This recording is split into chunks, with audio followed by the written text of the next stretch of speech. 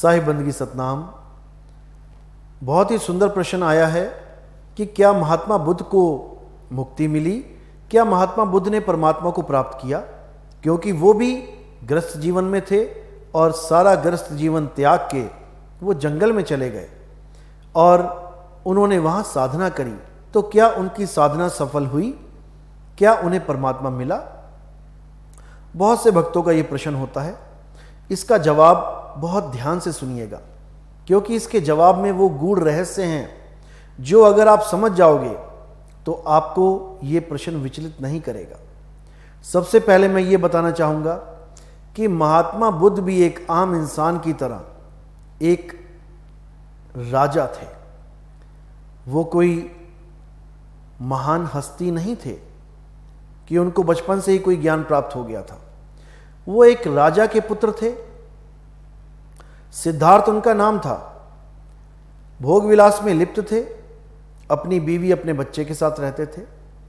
भोग विलास में ही जीवन जीते जीते उनके जीवन में कुछ घटनाएं हुई। जब वो रथ पे सवारी करने के लिए निकले तो उनको रास्ते में एक बूढ़ा आदमी दिखाई दिया।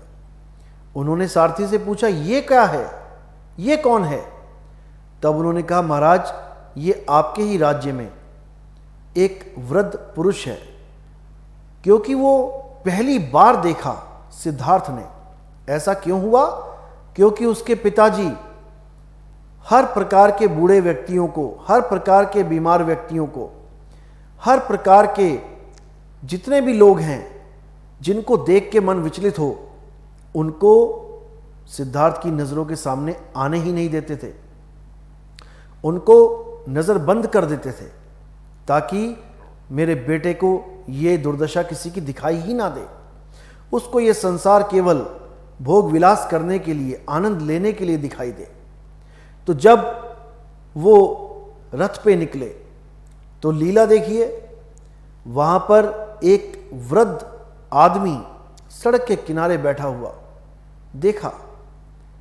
तो उन्होंने पूछा, ये सारथी ये कौन है? तो उसने कहा कि महाराज ये वृद्ध आदमी है। तो सिद्धार्थ ने पूछा, ये क्या होता है? तो सारथी ने कहा, बूढ़ा आदमी यानी हमारे शरीर जब बूढ़े हो जाते हैं, जब हमारे शरीर बूढ़े हो जाएंगे तो हम भी ऐसे ही दिखाई देंगे। उसके मन को बहुत आघात हुआ। क्या मैं भी ऐसा हो जाऊंगा? क्या मैं भी बूढ़ा हो जाऊंगा? बिल्कुल, आप भी बूढ़े होंगे। इतना कह के सारथी आगे चल पड़ा।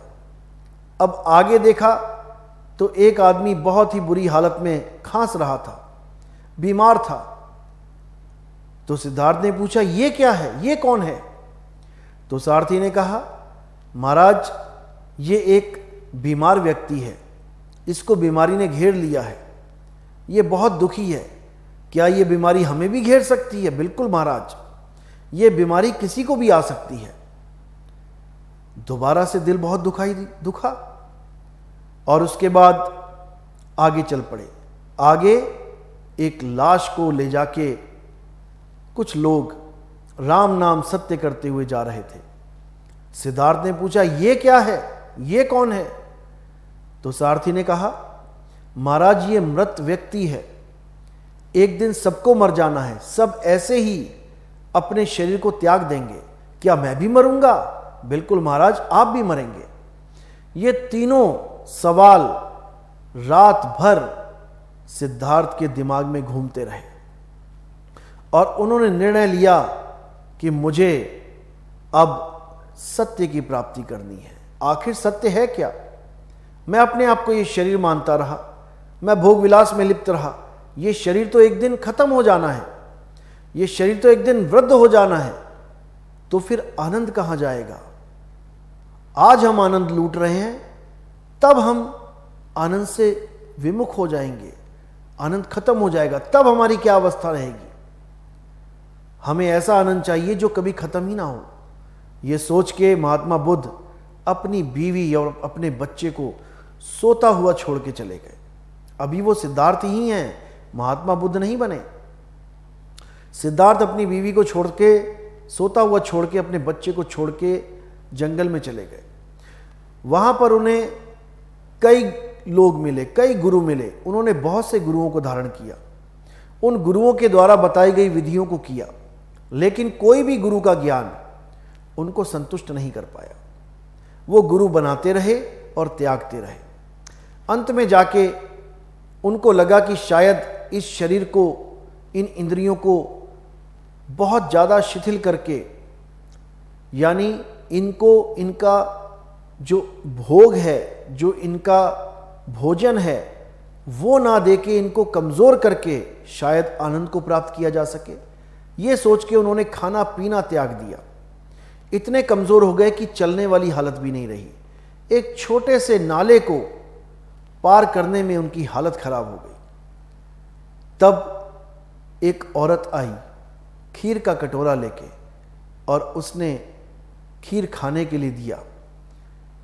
जब उन्होंने खीर खाया और उस औरत से बातें करी, तो उनको ये समझ में आ गया कि ये शरीर ना तो ऐसा भोग विलासी होना चाहिए कि ये भोग विलास के आनंद में डूबा रहे, और ना ही इसको इतना त्यागी बनाना है कि ये अपना बोझा भी ना संभाल पाए। यानी सितार की तार को ना तो इतना टाइट करना है और ना ही इतना ढीला छोड़ना है कि वो सुर की जगह बेसुरी हो जाए।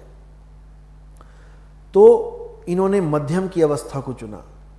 इन्होंने अपने शरीर को मध्यम अवस्था में लेके आए, और सतगुरु ना मिलने के कारण, क्योंकि इनको गुरु तो मिले लेकिन सतगुरु नहीं मिले। सतगुरु क्यों नहीं मिले? क्योंकि इन्होंने भी अपनी बीवी और अपने बच्चे को सोता हुआ छोड़ के जो ये चले गए, इन्होंने अपने बीवी बच्चे को महा दुख दे दिया। उनको बता के जाना चाहिए था, उनको ये कह के जाना चाहिए था कि मैं सत्य की खोज में जा रहा हूं, तुम मेरा इंतज़ार मत करना।